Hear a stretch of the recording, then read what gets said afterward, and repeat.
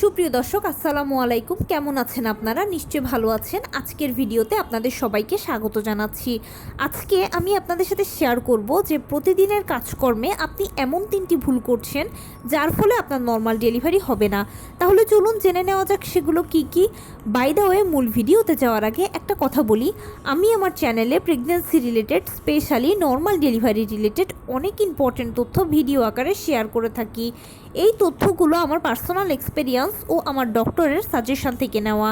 তাই আমার চ্যানেলটিকে যদি একবার আপনারা ভিজিট করেন তাহলে আপনারা আপনাদের প্রশ্নাতীত মনের অনেক প্রশ্নের উত্তর পেয়ে যেতে পারেন। আমন্ত্রণ জানাবো আমার চ্যানেলটিকে একবার ভিজিট করে দেখার জন্য। এবারে চলুন মূল আলোচনায় যাওয়া যাক। আমি শুরুতেই বলেছি আজকে আলোচনা করব প্রতিদিনের কাজকর্মে আপনি এমন 3টি ভুল করছেন যার ফলে আপনার নর্মাল ডেলিভারি হবে না। দেখুন, আমরা তো সবাই জানি যে নর্মাল ডেলিভারিটা সিজারের তুলনায় খুব ভালো, কেননা সিজার হলো একটা ছোটোখাটো অপারেশনের আগে পরে বিভিন্ন ধরনের ঝুঁকি থাকে, সাইড ইফেক্টস থাকে।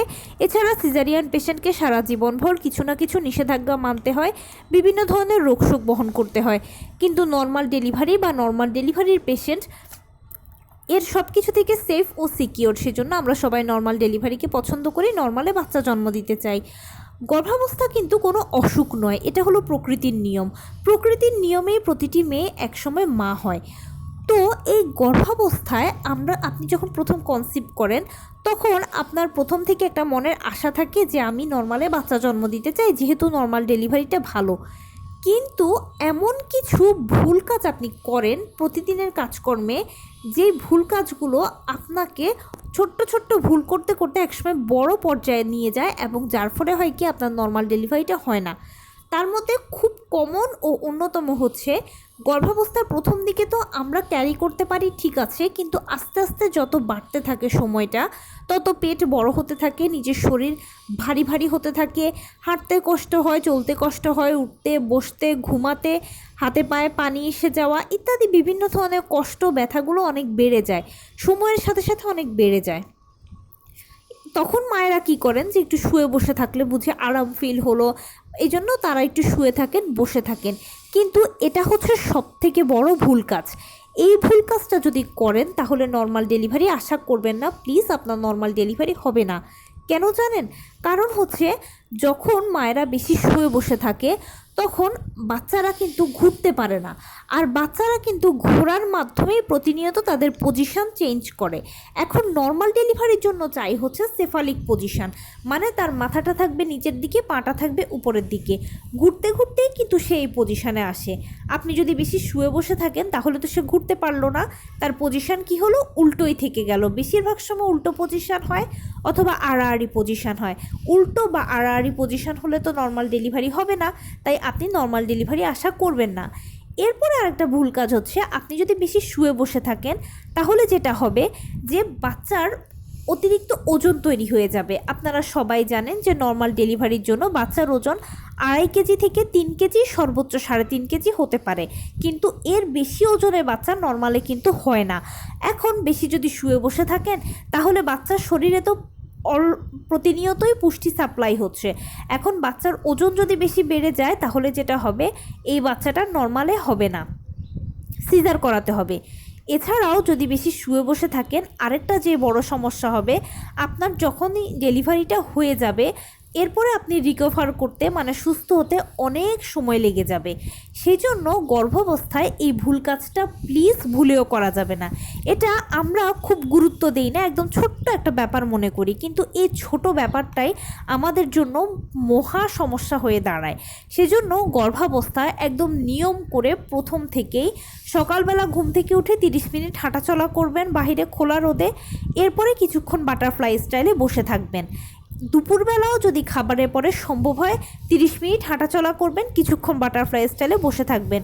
রাতে খাবার শেষে ঘুমোতে যাওয়ার আগে 30 মিনিট হাঁটাচলা করবেন, কিছুক্ষণ বাটারফ্লাই স্টাইলে বসে থাকবেন।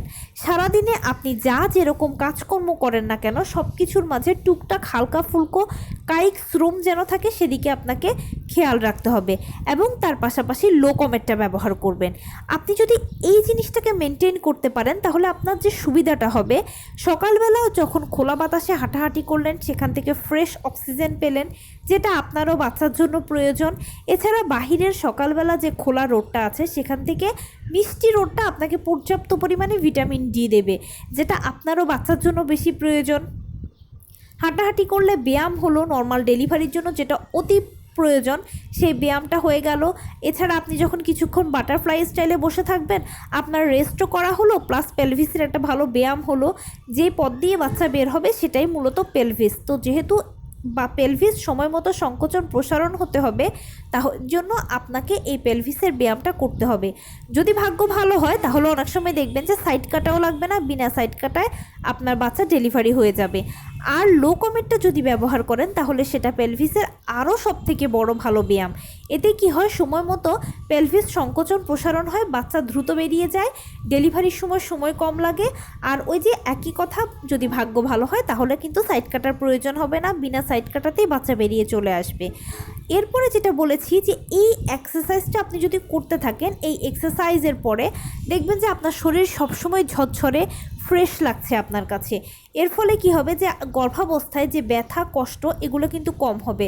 অনেকে মনে করেন শুয়ে বসে থাকলে বুঝি ব্যথা কষ্ট কম হয়, কিন্তু আসলে এটা পুরো একটা ভুল ধারণা। সাময়িক আরাম পাচ্ছেন, কিন্তু বেসিক্যালি আপনার ব্যথা কষ্টগুলো শরীরে কিন্তু জমাট বাঁধতে থাকে। আর যদি নিয়মিত ব্যায়ামের ওপরে নিজেকে রাখেন, এই ধরনের হালকা ফুলকো কাজকর্ম, নিয়মিত হাঁটা চলা, বাটারফ্লাই স্টাইলে বসে থাকা, লো কমেট ইউজ করা, এগুলো যদি করেন তাহলে আপনার শরীর সবসময় ঝরঝরে থাকবে, ফ্রেশ লাগবে।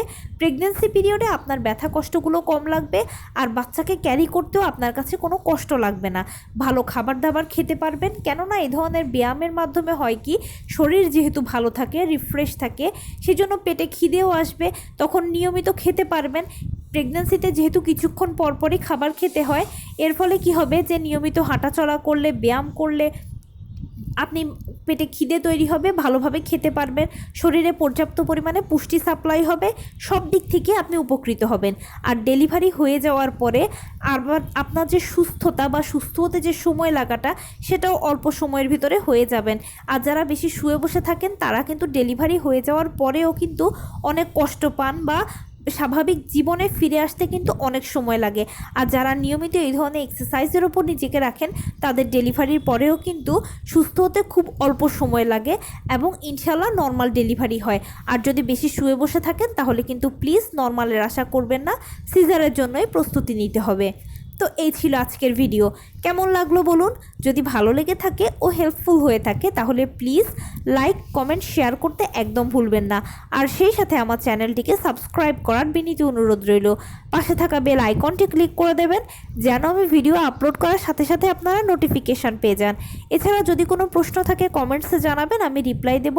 প্লাস যদি কোনো পরামর্শ থাকে যে কোন বিষয়ের উপরে ভিডিও বানালে আপনারা উপকৃত হবেন, সেটাও জানাবেন। আমি আপনাদের পছন্দের সর্বোচ্চ প্রায়োরিটি দেব। ভালো থাকবেন, সুস্থ থাকবেন। আসসালামু আলাইকুম।